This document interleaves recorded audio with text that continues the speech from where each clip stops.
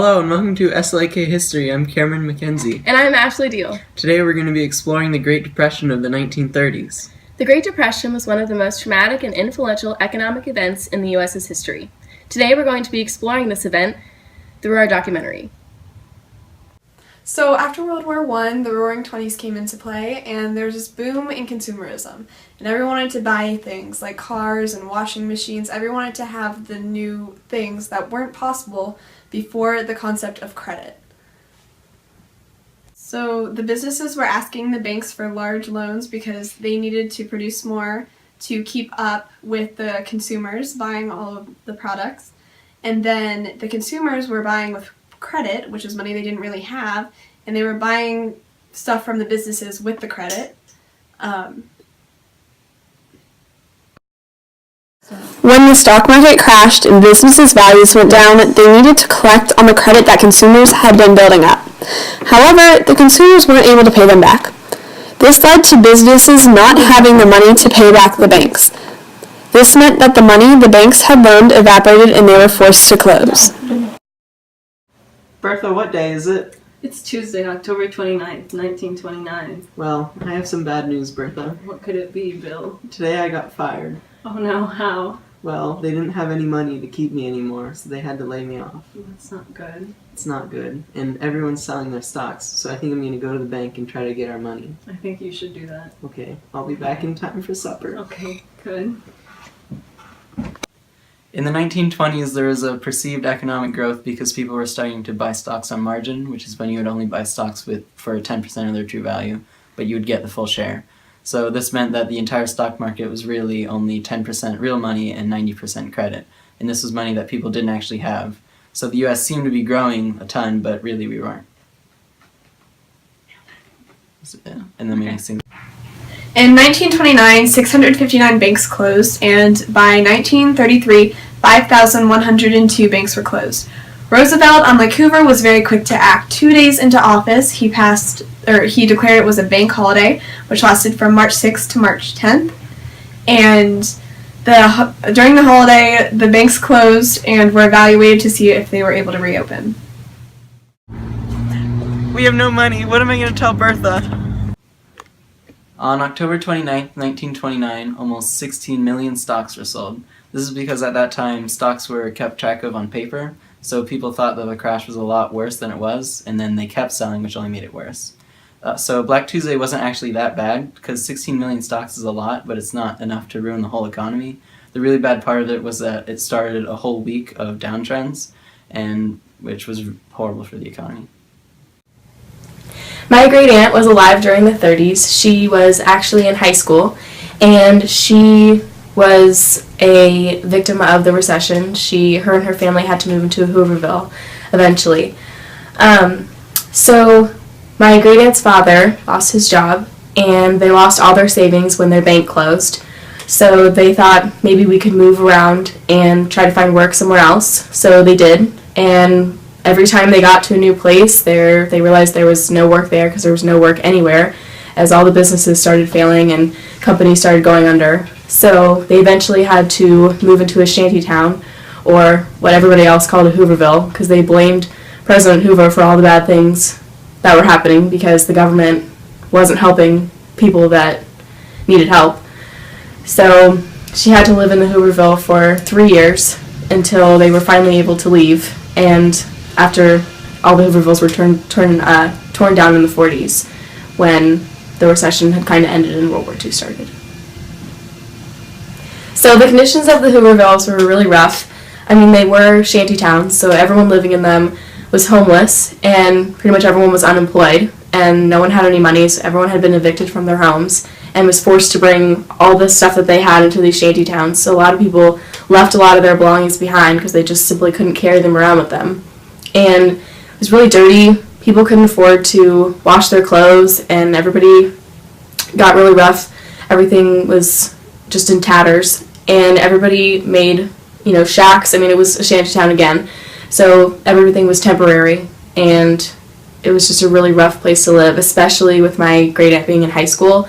She had to leave her school, leave all her friends, hoping that her dad would find another job, and when they didn't even have a house to live in or fresh clothes to wear. Bertha, how could we have come to this? We lost all our money and savings. This Great Depression is really killing us. What are we gonna eat? We can't get food unless we have jobs. I heard Roosevelt's starting a new program. Maybe we can find some jobs there. Maybe I can work on the railroads. Okay, that sounds like a good idea. Oh, Bertha, I'm so cold. Me too. We snuggle together for warmth. Maybe if I rub these sticks together fast enough, I can start a fire. Oh, Bertha, it's so cold. What are we gonna do? I heard there's soldiers from the Great War. They're gathering in Washington, D.C. We should... We can see if we can get our bonuses from the war. And scene! Herbert Hoover served from 1929 to 1933, and because he was a successful businessman, he believed in the trickle-down effect, which was essentially him giving money to the big businesses, and then he thought the upper class would give the money down to the less fortunate. Hoover believed the economy would right itself, but however, this plan backfired, as he wanted to remain true to capitalism and the traditional American views and values, but the government did not. Oh shit. Franklin Roosevelt served from 1933 to 1945. But before this, during the 1920s, he contracted polio, and he never truly recovered. His struggles led him to develop for a more compassion and earnest caring for the ordinary citizen, which led him to take drastic measures to solve the Great Depression. His new economy policies were him wanting to apply government influence to the fast-failing economy. This was known as the New Deal. This included public works programs and revitalizing banks, insured savings, and reforming business practices. He structured his plan to not only reinvigorate the economy, but also American confidence. Send the next one in. Son, this is some pretty bad news. You might want to sit down. I'm firing you. What? How? I have to. I don't have enough money to keep all my employees. I don't even have enough money I was in the Navy. I have good values. You had amazing service. You've done so much for me, and you are very much loved, and I will miss you. What am I going to tell Bertha? I'm sorry, but I have to. I'm closing my doors altogether. I'm firing everyone. What are we going to do? I have to lay off everyone. What am I going to do? Roosevelt's philosophies and ideologies lied in his desire for drastic and immediate change to the economy, to push America out of the Depression. I made the soup. That's good, Bertha. I have some bad news. What is it? I went to the bank. They were closed. They don't have any of our money. And then I thought maybe if I go down to the dealership, I could get a raise so we could start building back up. And I got fired. Bill, no. What's going to happen to us? I don't know. What are we going to do, Bertha? I don't know. Let's just enjoy our soup. Let's have some soup, Bill. Some apple and sweet potato crisps. To summarize our documentary, The Great Depression was partially caused by people starting to use credit irresponsibly, so they would try to buy these new devices that they couldn't really afford.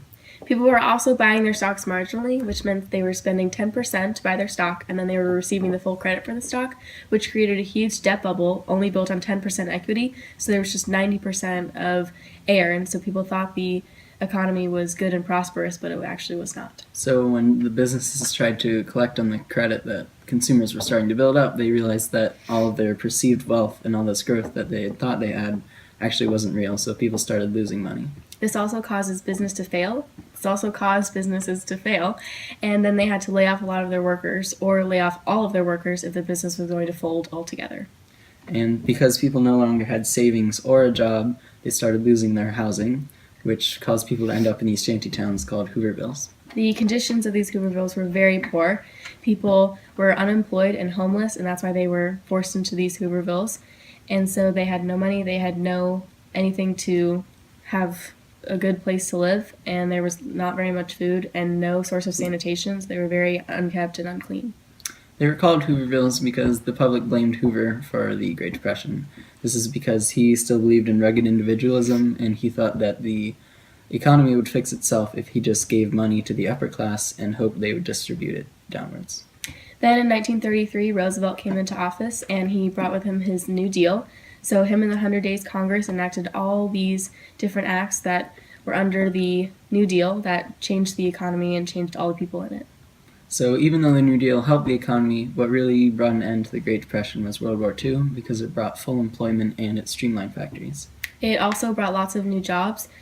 It brought lots of new jobs because a lot of people had to go off and help with the war effort. So all the jobs that those people held were now open to everyone else.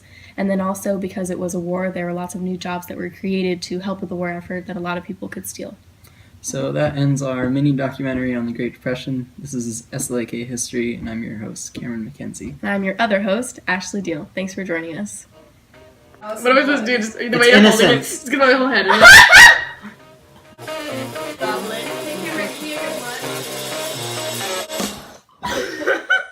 Eat the skin, Laura. Yes. What is that, though?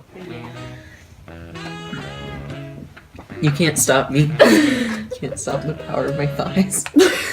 Okay. Why do you call them yams? What do you sweet drinks? Potato makes me laugh. This is my soup. I'm a great wife and a great cook. I made a face in the soup. Oh wow. You get them, Bertha. I'm tossing it in a metal pan. What are we doing? What are we talking about here? Hey. Got some bad news Wait. for you. Sorry. You might